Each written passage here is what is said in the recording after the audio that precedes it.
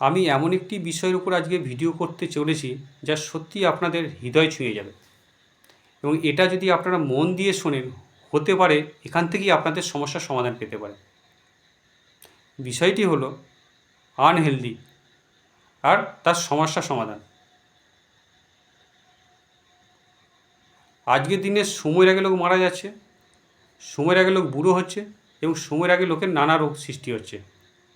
আপনি শুনে থাকবেন 14-15 বছর বয়সের ছেলেমেয়েরা মারা যাচ্ছে হার্ট অ্যাটাক করে।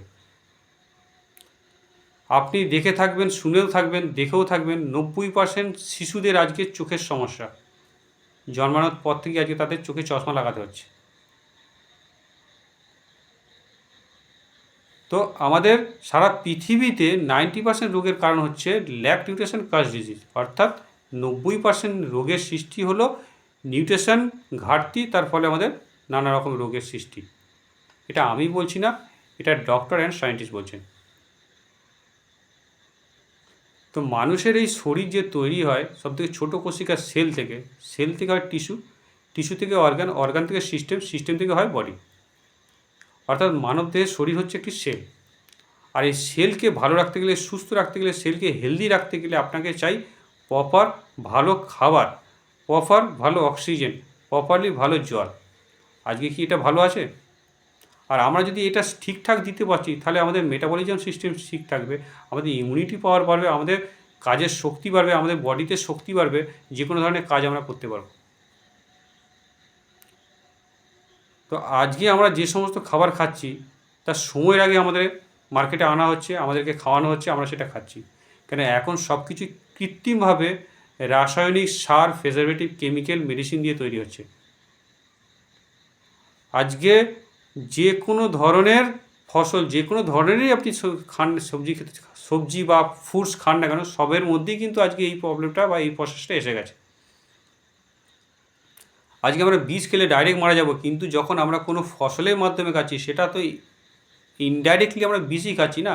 তারপরে তো আজকে আমরা ধীরে ধীরে ধীরে ধীরে মানুষ মরছি। আজকে তো একবারে মরছি না, বাট ধীরে ধীরে তো মরছি।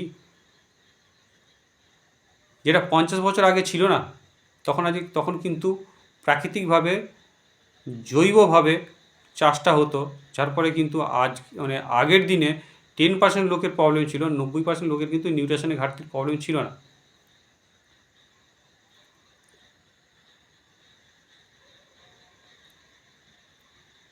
তো আমরা যা কিছু খাবার খাচ্ছি সবই আমাদের মানে পাচনতন্ত্র, অর্থাৎ স্মল অ্যান্ড লার্জ ইন্টেস্টাইনে যাচ্ছে। সেখান থেকে আমাদের খাবারগুলো ডাইজেস্ট হয়ে আমাদের ব্লাডে পৌঁছাচ্ছে, ব্লাড থেকে বিভিন্ন ধরনের মেজর মেজর অর্গানে পৌঁছাচ্ছে।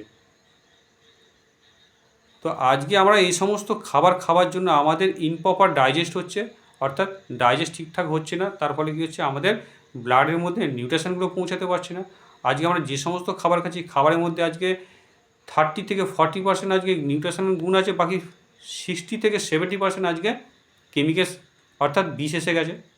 আর এই বিষগুলো কোথায় যাবে? বিষগুলো তো বডিতেই তো ডিপোজিট হবে, যার ফলে কী হচ্ছে, আমাদের পাচনতন্ত্র ব্লকেজ হচ্ছে। ব্লকেজ হওয়ার কারণে কী হচ্ছে, প্রত্যেকটা ডিপার্টমেন্ট আলাদা আলাদা কাজ করে। কোনো ডিপার্টমেন্ট থেকে ভিটামিন এ, কোনো ডিপার্টমেন্ট থেকে ক্যালসিয়াম, কোনো ডিপার্টমেন্ট থেকে ভিটামিন বি, এই সমস্ত ডিপার্টমেন্ট থেকে আলাদা আলাদা করে নিউট্রিশনগুলো আমাদের ব্লাডের মধ্যে পৌঁছায়। যখন আমাদের কোনো প্রবলেম ক্রিয়েট করে, যখন আমরা ডক্টরকে দেখাতে যাই, ডক্টর কী করেন, আগে ব্লাড টেস্ট করেন, এবং ব্লাড টেস্টের পরে কী দেখেন না, ক্যালসিয়ামের অভাব, আপনার হাড়ের প্রবলেম, হাড় কমজোর হয়ে গেছে, আপনার ভিটামিন বি কমপ্লেক্সের অভাব, যার ফলে আপনার ইমিউনিটি পাওয়ার কমে গেছে, আপনার ভিটামিন ডি এর অভাব, আপনার ভিটামিন সি এর অভাব, আপনার ভিটামিন এ এর অভাব। ভিটামিন এর অভাবে কী হয়, আমাদের চোখের প্রবলেম হয়। তো ডক্টর কী করেন, আমাদের চশমা লাগিয়ে দেন। তো ভিটামিন এটা ঘাটতি কীভাবে পূরণ হবে সেটা ডাক্তার বলতে পারে, সেটা ডক্টর কাছে কোনো জবাব নেই। তাহলে আমাদের নানা রকম প্রবলেমের কারণই হচ্ছে আমাদের এই ইনপ্রপার ডাইজেস্ট। এবার আপনাকে ডক্টর দিলেন ক্যালসিয়ামের অভাব আছে, ক্যালসিয়ামের বলি। আপনার বডিতে ভিটামিন বি এর অভাব আছে, ভিটামিন বি কমপ্লেক্সের অভাব আছে, ডক্টর দিলেন আপনাকে ভিটামিন বি কমপ্লেক্সের গলি। কিন্তু আপনার বডিতে কাজ হচ্ছে না, আপনার কোনো ইমপ্রুভ হচ্ছে না। তার কারণ কি? তার কারণই হচ্ছে তো ওই পার্টিকুলার ডিপার্টমেন্ট তো আপনার ব্লকেজ হয়ে বসে আছে। আপনার কাজ হবে কি করে? তো আমাদের শরীরকে সুস্থ থাকতে গেলে 12 প্রকারের ভিটামিন লাগবে, ক্যালসিয়াম লাগবে, আমাদের মিনারেলস খনিজ পদার্থ লাগবে, আমাদের অ্যামাইনো অ্যাসিড লাগবে, নিউট্রিয়েন্ট লাগবে, মাইক্রোনিউট্রিয়েন্ট লাগবে, প্রোটিন লাগবে, কার্বোহাইড্রেট লাগবে, ফ্যাট লাগবে। এর সবই তো খাবারের মাধ্যমে আসে। আজকে কি আমরা সেই খাবারটা পাচ্ছি? আর যদিও পাচ্ছি, সেই খাবারটা আমাদের বডিতে তো ডিপোজিট হচ্ছে না, নিউট্রিশনের ভ্যালু তো কমে যাচ্ছে, ডিপোজিটের জায়গা তো ব্লকেজ হয়ে রয়েছে।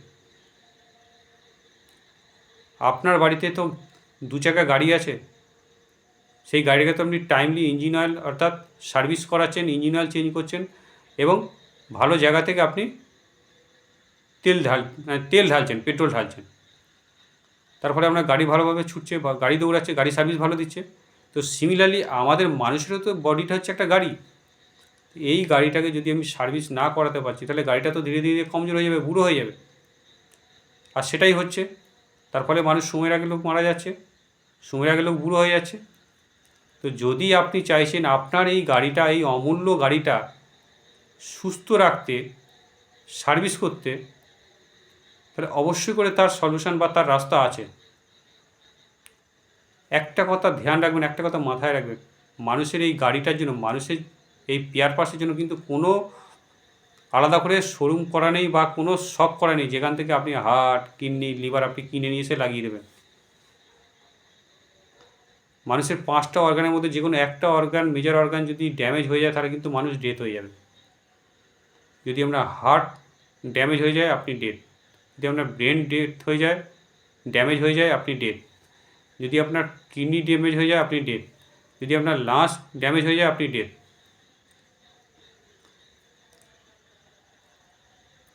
তাহলে ইমপ্রপার ডাইজেস্টের জন্য কী হচ্ছে, আমাদের বিপির প্রবলেম আসছে।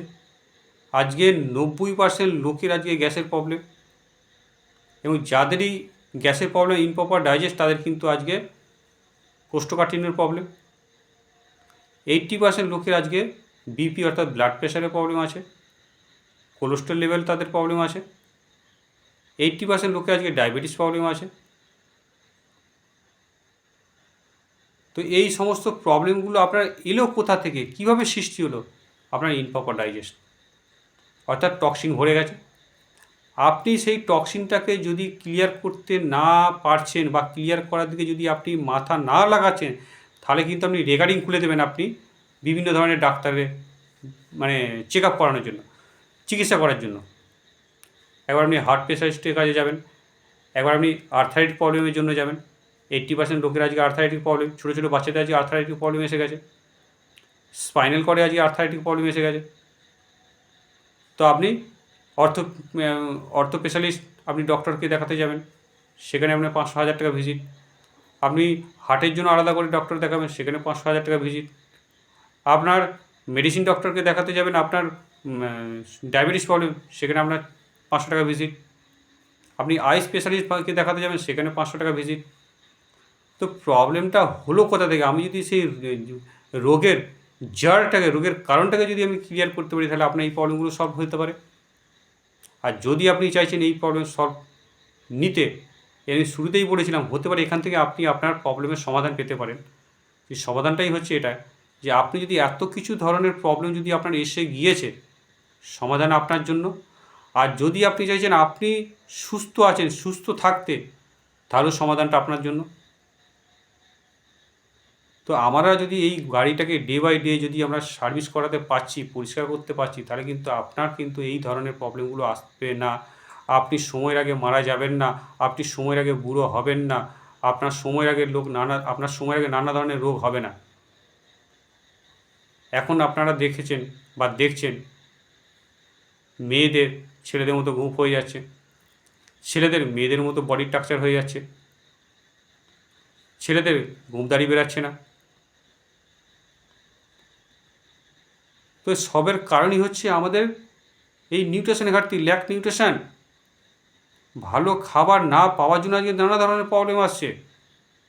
আর আপনি যদি সেই দিকে না গিয়ে যদি আপনি উল্টো পথে হাঁটেন, অর্থাৎ আপনি মেডিসিন চক্করে হাঁটতে থাকেন, ডক্টরের চক্করে হাঁটতে থাকেন, তাহলে কিন্তু আপনার সমস্যার সমাধান পাবেন না। হ্যাঁ, ডক্টরকে আমি ছোটো করছি না, ডক্টরকে আমি কোটি কোটি প্রণাম, কারণ ডক্টর হচ্ছে আমাদের কাছে সেকেন্ড গড। কিন্তু এই যে কোনো ধরনের প্রবলেম যদি আপনি 1 মাস, 15 দিন, 1 মাস, 1.5 মাস, 2 মাস মেডিসিন খাওয়ার পরে যদি আপনার মেডিসিন ছেড়ে যাচ্ছে তাহলে ঠিক আছে। যদি আপনি সেটাকে কন্টিনিউ করছেন তাহলে কিন্তু আপনাকে শেষ করে দেবে। আপনি যা কিছু অ্যাসেপ্ট করছেন সর্বশান্ত আপনি হয়ে যাবেন, আপনার রোগ ঠিক হবে না। সেটা আপনাকে বুঝতে হবে যে নিউট্রিশনের ঘাটতির প্রবলেমে রোগটা সৃষ্টি হলো না কোনো কারণে সৃষ্টি হলো। কারণ 90% রোগই হচ্ছে আমাদের নিউট্রিশনের ঘাটতি। আর আমি এমন একটি জিনিসের কথা বলবো, আমি এমন একটি নিউট্রিশনের কথা বলবো যে নিউট্রিশনটার মধ্যে আমাদের বডি হচ্ছে ন্যাচারাল প্রাকৃতিকভাবে তৈরি, সেই নিউট্রিশন সেই জিনিসটাকেও ভগবান পরমাত্মা বানিয়েছেন ন্যাচারাল প্রাকৃতিক হিসাবে। তো যার মধ্যে 300+ নিউট্রিশন গুণ আছে এবং যার মধ্যে এই ওয়াশ আউট অর্থাৎ ডিটক্স করার জন্য সেই মহাগুণটা দেওয়া আছে।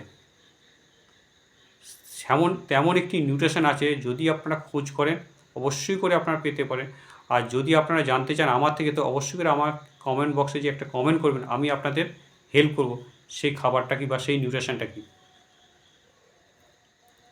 যদি আপনি সেটা নিতে পারছেন আপনার বডির মেটাবলিজম সিস্টেম স্ট্রং থাকবে, মেটাবলিজম সিস্টেম ঠিক থাকলে আপনার ইমিউনিটি পাওয়ার স্ট্রং হবে, ইমিউনিটি পাওয়ার স্ট্রং হলে আপনার কাজ করার শক্তি বাড়বে, আপনার বডিতে শক্তি, শারীরিকভাবে আপনার বডি সুস্থ থাকবে এবং শক্তি পাবে, আপনার মাসেল তৈরি হবে, আপনার মাংসপেশি তৈরি হবে।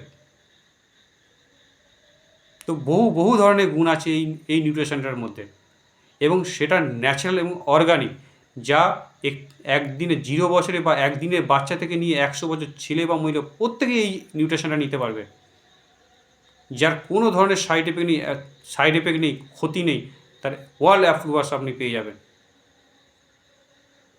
আজকে আপনি জানেন মেডিসিনের মধ্যে কত সাইড এফেক্ট আছে, 80% মেডিসিন আজকে জাল হয়ে গেছে।